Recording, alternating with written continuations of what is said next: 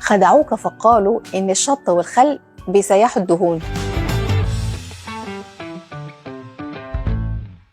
والحقيقة إن مفيش حاجة اسمها الشطة والخل يسيحوا الدهون أو يحرقوا الدهون. أنا بحرق دهون لما استخدمها كمصدر طاقة، خلصت على كده.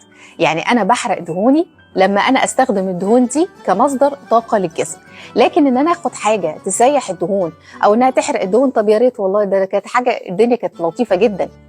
الخل والشطة ليهم فوائد، يعني لما اجي انا اضيف الخل والشطة كجزء من نظام غذائي صحي انا ماشي عليه، دي حاجة لطيفة جدا، خاصة لو بنستخدم بقى خل زي خل التفاح والحاجات اللطيفة اللي نازلة، ده فيه حوالي بتاع 15 نوع خل نازلين في السوق. فانا لو هستخدم خل كجزء من نظام غذائي صحي، احطه على سلطه، احطه على الاكل، احطه على اي حاجه، على جبنه، اتس اوكي. الشطه لما ادخلها برضو في نظام غذائي صحي، اتس اوكي، لان الشطه ليها فوائد كتيره جدا للجسم، فيها مضادات اكسده وفيها حاجات حلوه قوي مفيده جدا للجسم، بس طبعا بشروط، لان في ناس ممكن تفرط في الشطه، بيبقى عندهم ممكن حساسيه، ممكن يكون عندهم مشاكل في المعده او الامعاء فتزيدهم، فنخلي بالنا ان الحاجات دي ما ينفعش تتاخد على الريق، ان الحاجات دي ما ينفعش ناخد منها بكثره. لو عندنا كمان مشاكل صحيه في الجهاز الهضمي تمنعنا ان احنا ناخد الخل او ناخد الشطه، فادخلها بكميات معقوله تسمح لي صحتي من غير ما اجود من نفسي، ما اخدش ابدا على الريق، ادخلها اوكي، يبقى دي حاجه مفيده انا ادخلها. لكن انها اخدها بنيه بسم الله الرحمن الرحيم،